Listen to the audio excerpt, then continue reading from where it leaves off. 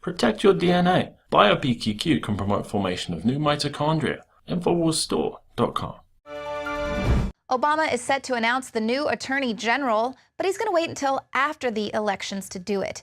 Now, that's not really a very good sign. If Eric Holder's replacement was going to be a good choice for the country, well, you'd think he'd want to put it out there. Seems like by holding it until after the elections, he's probably going to choose someone who is very polarizing to the majority of the American people. But another sure sign of a bad deal for the American public, health care costs are not going to be announced until after the election. Now, enrollment this year begins on November 14th, which is 11 days after the election. Compare that to last year, it had an October 1st enrollment. Tim Phillips, president of Free Market Americans for Prosperity, said, "This is more than just a glitch. The administration's decision to withhold the cost of this law until after the election day is just more proof that this is a bad deal for Americans. Many states are already reporting increases. Alaska is the hardest hit with a 35 to 40% increase. Iowa is reporting double-digit hikes. And for the average Louisiana policyholder, premiums have gone up by 53%. So you can see why they wanted to hold this decision off until after the elections. Obviously, keeping everyone just buckled down in fear over Ebola. Then they're going to drop the bombs of how much people are going to have to pay for their health insurance to treat that Ebola. Now, up for vote as well in some other states are GMO labeling laws. And right on time, a somewhat recent pro-GMO editorial in Scientific American takes aim at these labeling laws, calling them unscientific. The editors claim that it would be unsafe to give consumers the false impression that GMOs are unsafe. They go on to say the U.S. Food and Drug Administration has tested all the GMOs on the market to determine whether they are toxic or allergenic. And the editorial states that they are not. Now, why is this an issue? Well, let's take a look at this convenient Venn diagram. It shows the relationship between Monsanto and the U.S. government. And as you can see, there are many executives from Monsanto that hold high positions within the government, including Michael Taylor, who is the VP of Monsanto, who also happens to be the deputy commissioner of the FDA. So the FDA has investigated the genetically modified crops created by Monsanto, and they find that they're completely safe, even though there are many other tests out there that counter those claims. So obviously it's a very huge conflict of interest there. You can check out the rest of that article at Infowars.com. It gets into many of the things that Scientific American is claiming. They're basing these claims off of hand-picked studies, but it's science. And if you question it, well, then you're just not very scientific. You're a conspiracy theorist. But what about this? Here is yet another scientific study that suggests that there is no global warming crisis at hand.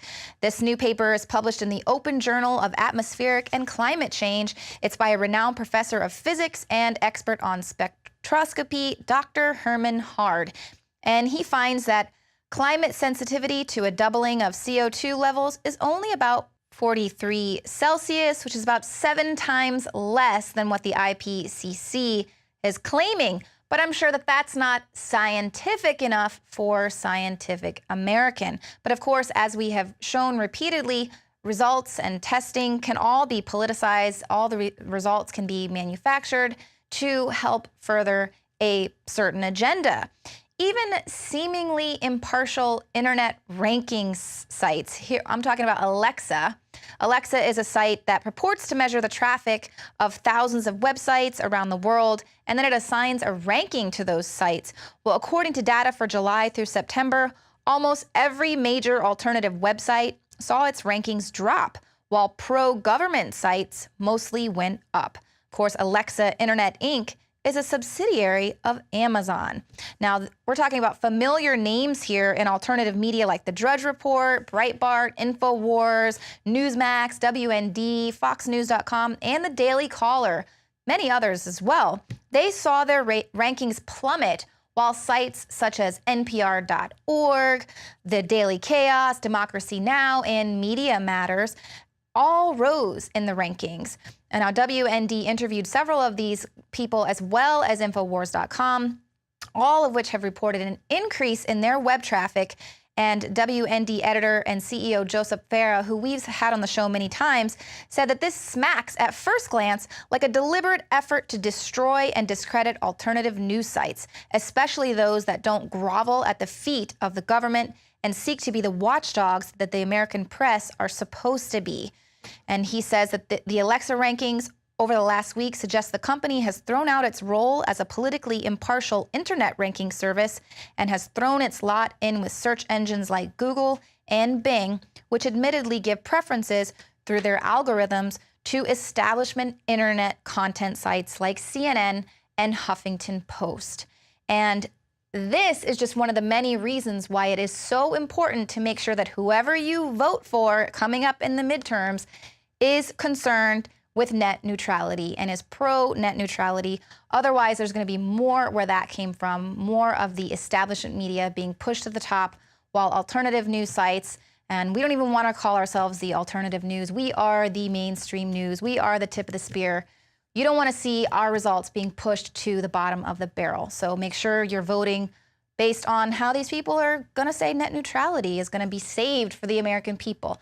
Now, thank you so much for tuning in to the show tonight. If you're watching us on YouTube, please become a subscriber to the Alex Jones channel, and also head to Prison Planet TV, where, yes, you can become a subscriber, and your subscription gets you many, many more things than what you can find on YouTube. There's about 18 years worth of content on Prison Planet, things that you won't find on the internet, only at prisonplanet.tv.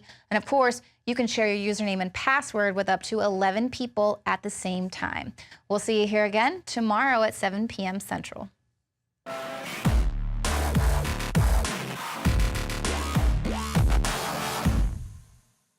Introducing the first proprietary oxygen-based intestinal cleanser, OxyPowder, backed by FDA-approved phase 1, 2, and 3 clinical trials. All the toxins from the air, the food, the water, ultimately ends up in the gut or affects the gut. Take your health into your own hands and start cleansing your body today with OxyPowder. Secure your OxyPowder today at InfoWarsLife.com. That's InfoWarsLife.com.